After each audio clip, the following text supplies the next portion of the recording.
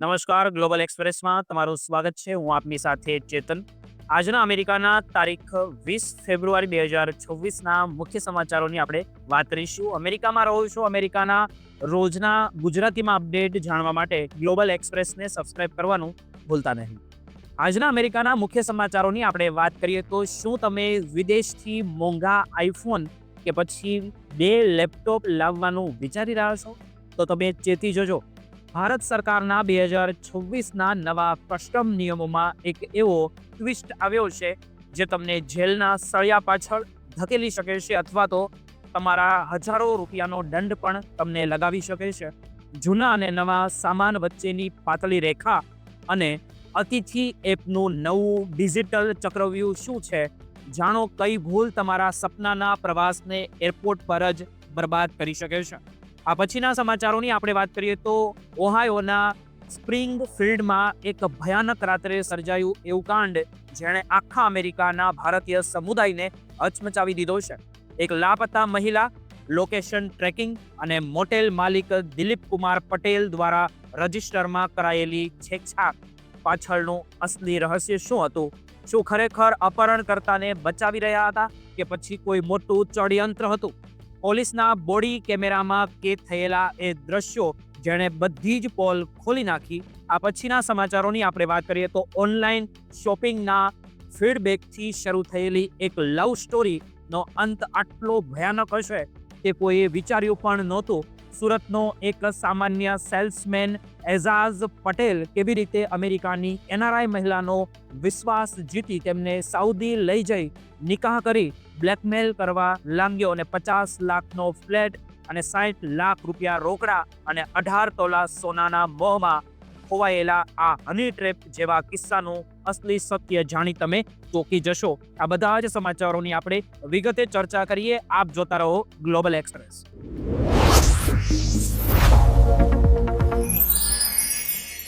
આજે અમે એક એવા વિષય ઉપર વાત કરવાના છીએ જે દરેક એનઆરઆઈ અને વિદેશ પ્રવાસ કરતા ભારતીયો માટે જીવન મરણ સમાન સાબિત થઈ શકે.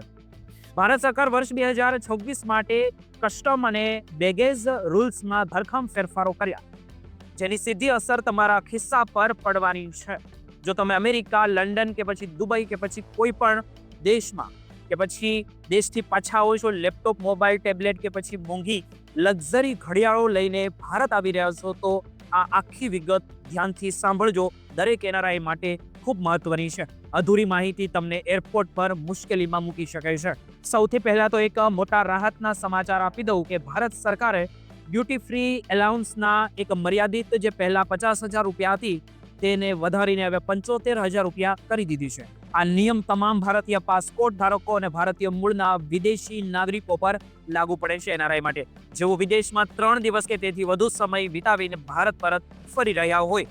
એનો સીધો અર્થ એ થયો કે તમે 75,000 રૂપિયા સુધીના પર્સનલ ઇલેક્ટ્રોનિક્સ કોઈ પણ વધારાની કસ્ટમ ડ્યુટી ભર્યા વગર બિંદાસ રીતે ભારતમાં લાવી શકો છો. પરંતુ અસલી ખેલ અહીંથી શરૂ થાય છે કારણ કે આ પ્રક્રિયા હવે સંપૂર્ણપણે ડિજિટલ બની ગઈ છે. તમારે ભારત ઉતરતા જ પહેલા આઈસી ગેટની ઓફિશિયલ વેબસાઇટ અથવા તો ભારત સરકારની અતિથિ મોબાઈલ એપ પર જઈને ફોર્મ સબમિટ કરવું પડશે. આ ડિક્લેરેશન તમારે તમારા અગાઉના ઓછામાં ઓછા 3 દિવસ પહેલા જ ઓનલાઈન ભરી દેવું પડશે.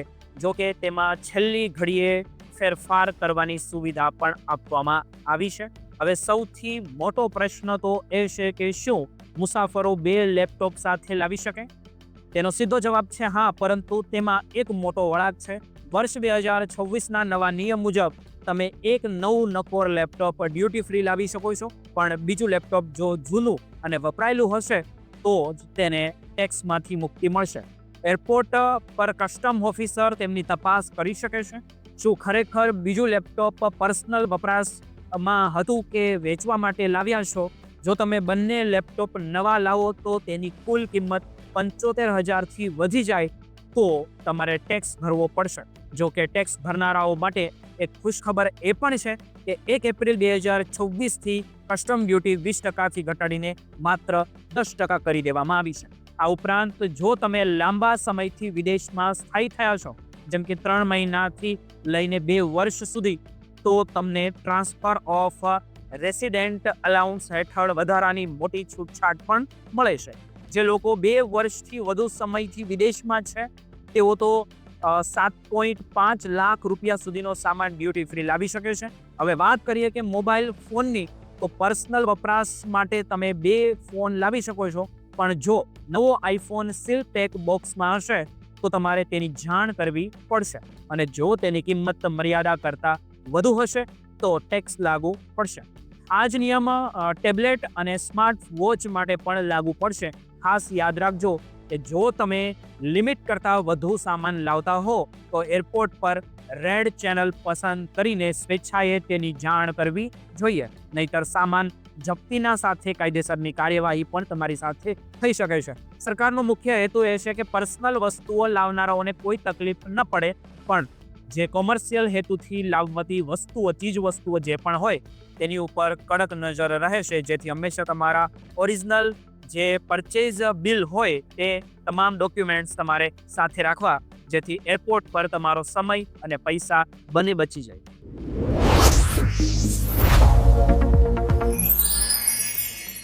અમેરિકાના ઓહાયો રાજ્યના સ્પ્રિંગફિલ્ડ ટાઉનશીપમાં એક ચોંકાવનારો કિસ્સો પ્રકાશમાં આવ્યો છે, જ્યાં એક ભારતીય મૂળના મોટેલ માલિક એટલે કે ગુજરાતી વ્યક્તિની ધરપકડ કરવામાં આવી છે. આ ઘટનાની શરૂઆત ફેબ્રુઆરી 2026ની એ ભયાનક રાત્રે થઈ, જ્યારે પોલીસને એક ડિટ્રેસ કોલ મળ્યો કે એક મહિલાનું અપહરણ કરવામાં આવ્યું છે અને તેને તેની મરજી વિરુદ્ધ ગોધી રાખવામાં આવી છે. પીડિત મહિલાએ આક્ષેપ કર્યો હતો કે રેન્ડમ ફોક્સ નામના વ્યક્તિએ તેનું અપહરણ કર્યું. એટલું જ નહીં, પણ તેની સાથે શારીરિક અત્યાચાર ગુજાર્યા અને તેના મોબાઈલ ફોનનો ઉપયોગ કરીને પૈસા પણ ટ્રાન્સફર કરી લીધા. જ્યારે સ્પ્રિંગફિલ્ડ ટાઉનશીપ પોલીસ આ મામલાની તપાસની અંદર ઉતરી ત્યારે મોબાઈલ લોકેશન ટ્રેકિંગ દ્વારા ખબર પડી કે પીડિત મહિલા માસિલોન રોડ પર આવેલી ઓફિસ મોટેલની અંદર છે. મિત્રો, આ મોટેલના માલિક 64 વર્ષીય દિલીપ કુમાર પટેલ છે.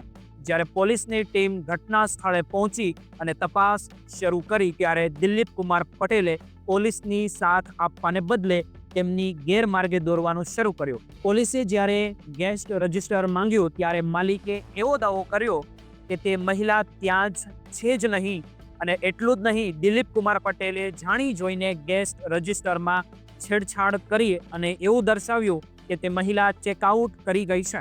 આ એક બહુ મોટી ગુનાહિત બેદરકારી હતી, કારણ કે એક તરફ મહિલાનો જીવ જોખમમાં હતો અને બીજી બાજુ જોઈએ તો મોટેલ માલિક પુરાવા સાથે છેડછાડ કરી રહ્યા હતા.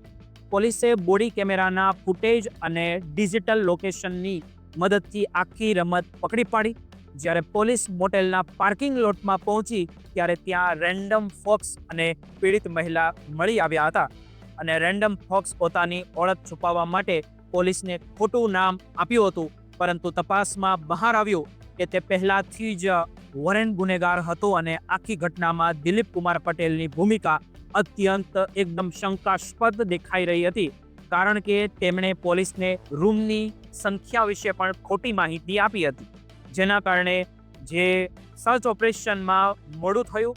આ મામલે કડક વલણ અપનાવતા પોલીસે દિલીપ કુમાર પટેલ પર સરકારી કામમાં અવરોધ ઊભો કરવા માટે રેકોર્ડ સાથે છેડછાડ કરવાના ગંભીર આરોપો હેઠળ તેમની ધરપકડ કરી છે. ઓહાયોના કાયદા મુજબ આ એક ગંભીર ગુનો ગણી શકાય, કારણ કે કોઈ પણ વ્યવસાયિક માલિક ગુનેગારને જે છાવરી ન શકે. આ ઘટના બાદ સ્થાનિક ગુજરાતી સમાજ અને અમેરિકાના હોસ્પિટાલિટી સેક્ટરમાં ભારે ચર્ચા જાગી છે. સ્પ્રિંગફિલ્ડ પોલીસ વિભાગે સોશિયલ મીડિયા પર આ ઘટનાના ફૂટેજ પણ જાહેર કર્યા છે, જેથી અન્ય મોટેલ માલિકોને ચેતવણી મળી શકે કે જો તેઓ ગુનાહિત પ્રવૃત્તિઓ સાથે જે સાથ આપશે તો પરિણામ ભયાનક તમારી સાથે આવી શકે છે. હાલમાં દિલીપ કુમાર પટેલ કાયદાકીય કુંડાળાઓમાં ફસાયો છે અને તેમની મોટેલનું લાયસન્સ પણ રદ થઈ શકે છે તેવી શક્યતા છે. આ કિસ્સો સાબિત કરે છે કે આજના ડિજિટલ યુગમાં તમે ગમે તેટલા કાગળિયા બદલશો પણ સત્ય તમારીથી દૂર નહીં ભાગી શકે.